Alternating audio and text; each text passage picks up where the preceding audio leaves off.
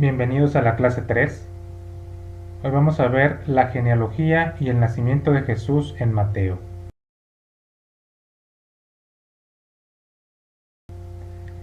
Empezamos con la genealogía. Lo primero que podemos decir es que hay diferencias con Lucas. Mateo la trata de una manera, Lucas de otra. Mateo empieza su evangelio con la genealogía de Jesús. De los 4 evangelios, solo 2 hacen referencia a la genealogía de Jesucristo, Mateo y Lucas, y entre ellos, como ya lo mencionamos, hay diferencias. La primera de estas diferencias es que Mateo la pone en orden descendente, de Abraham a Cristo, y Lucas la pone en orden ascendente, de Cristo a Adán, lo cual tiene cierta lógica. La genealogía de Mateo se parece mucho a las genealogías del Antiguo Testamento, las que encontramos en Génesis, en Crónicas, en Esdras. Lucas, por el contrario, la pone como lo harían los griegos o cualquier otro pueblo. Vamos de mi persona a mi padre, a mi abuelo, a mi bisabuelo, etc. Es decir, es un orden ascendente. Recordemos que cada texto va dirigido a distintas audiencias. Mateo escribe para los judeocristianos y Lucas para los cristianos de origen griego. Hay una segunda diferencia que consiste en que Mateo lleva su genealogía hasta Abraham pasando por David, mientras que Lucas la lleva hasta Adán.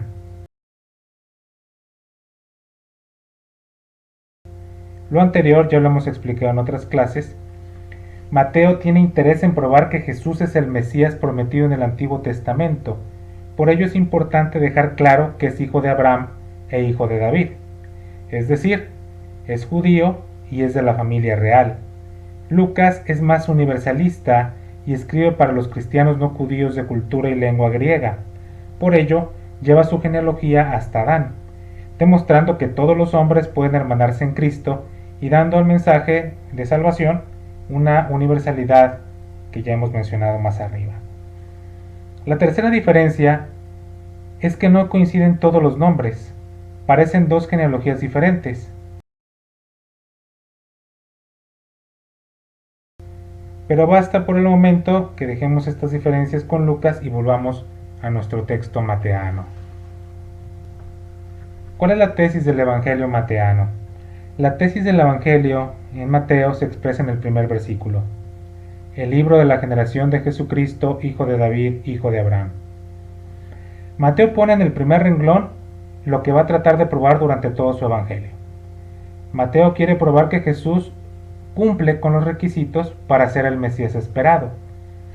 A lo largo del Evangelio citará extensamente el Antiguo Testamento para acreditar que la vida de Jesús es el cumplimiento de las promesas dadas por Jehová.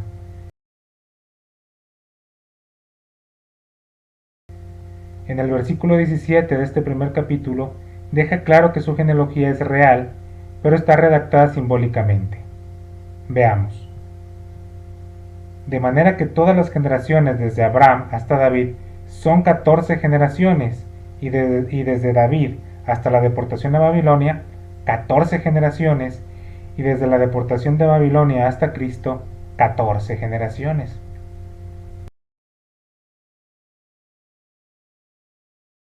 Entonces, ¿qué parte es verdadera y qué parte es simbólica en esta genealogía? Bueno, es histórico y es verídico que Jesús es descendiente de Abraham y de David, pero la forma en que Mateo redacta la presente genealogía es artificial y literaria por cuestiones o motivos teológicos. Veamos. Se redujo el número de generaciones para que quedaran 3 grupos de 14, ya que por el tiempo transcurrido es evidente que eran más. En algunos casos, esto es muy claro. En el final del versículo 8 dice que Joram engendró a Osías. Los que estudian y conocen el Antiguo Testamento notarán que se brincaron a 3 reyes. En Primera de Reyes 8:24, en Primera de Crónicas 3:11, etc., podemos ver que ha faltado gente en estas genealogías. Se saltaron generaciones. Después vemos que de Fares a Nazón, está en los versículos 3 y 4, han pasado más de 430 años y solo pone 3 generaciones. En el verso 5, entre Salmón e Isaí, Isaí es el padre de David, Pasaron 3 siglos y solo pone 2 generaciones. Entre Zorobabel y San José pasaron más de 500 años y solo pone 9 generaciones. Aquí podemos compararlo con Lucas, que en este mismo periodo de tiempo pone 18 generaciones. Es evidente que Mateo omite intencionalmente muchas generaciones para que le cuadre los 3 grupos de 14 generaciones.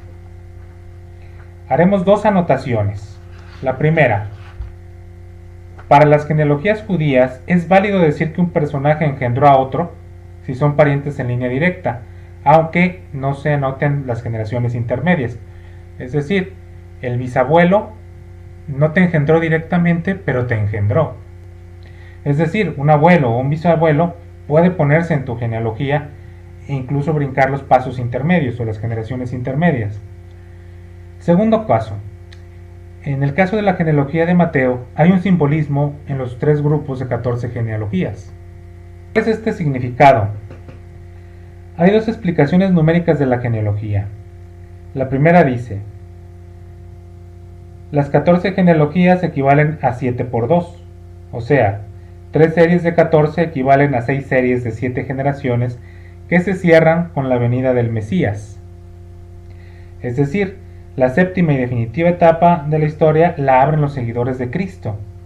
A partir de este momento histórico, los cristianos somos el verdadero Israel, somos el pueblo de Dios, somos el Israel espiritual. Recordemos que el número 7 significa plenitud y perfección. El 7 de 7 es la totalidad, la plenitud de la plenitud.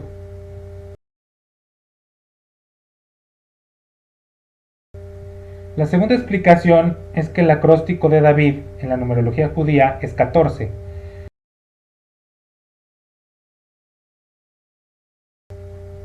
Y lo que nos quiere decir Mateo es que Jesús es hijo de David y lo dice 3 veces. Si bien es cierto que los biblistas especulan un poco con esto, yo doy por buenas estas 2 explicaciones. Lo que dicen es verdad: Jesús es hijo de David y los cristianos somos los herederos espirituales del antiguo Israel. Somos el nuevo Israel espiritual y el pueblo de Dios.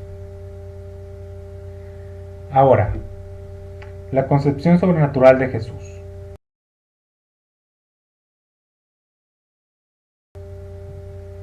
Podemos ver en Mateo, en el capítulo 1, del versículo 18 al 25, que dice: y el nacimiento de Jesucristo fue como sigue. Estando su madre María desposada con José, antes de que se consumara el matrimonio, se halló que había concebido por obra del Espíritu Santo, y José su marido, siendo un hombre justo y no queriendo difamarla, quiso abandonarla en secreto. Pero mientras pensaba en esto, he aquí que se le apareció en sueños un ángel del Señor diciendo: José, hijo de David, no temas recibir a María tu mujer, porque lo que se ha engendrado en ella es del Espíritu Santo. Y dará a luz un hijo, y le pondrás por nombre Jesús, porque él salvará a su pueblo de sus pecados.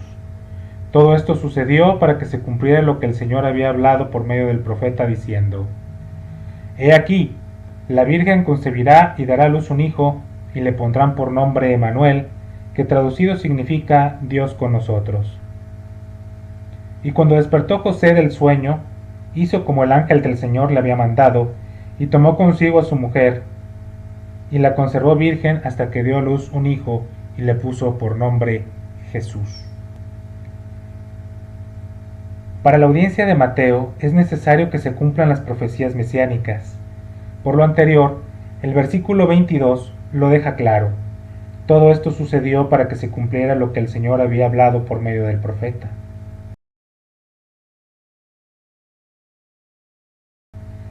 La concepción virginal y sobrenatural es una señal de quién es Jesús y lo divino de su misión en la tierra.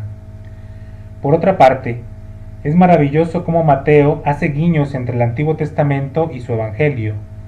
Estamos en presencia de un José a quien Dios le habla en sueños, como a José el soñador en el Génesis, y al igual que José, el nuevo José es instrumento de Dios para el cumplimiento de sus planes. Dato curioso: los 2 son hijos de un Jacob.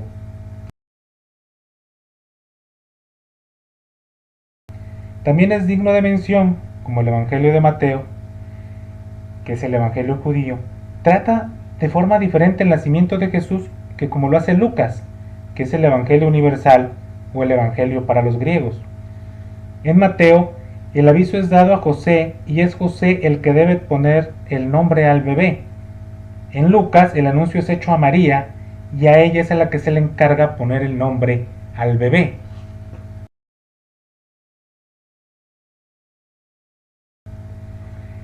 En el Evangelio de Mateo se cumple con la normativa judía de que es el padre el que le pone el nombre a sus hijos y de esa manera los hace suyos. Es José el que al poner el nombre a Jesús lo hace heredero de David. A José se le nombra como un hombre justo. En Lucas, que es un médico de cultura griega, vemos que le da un mayor papel a las mujeres desde el principio. El anuncio es a María y es ella a la que se le ha encontrado favor delante de Dios.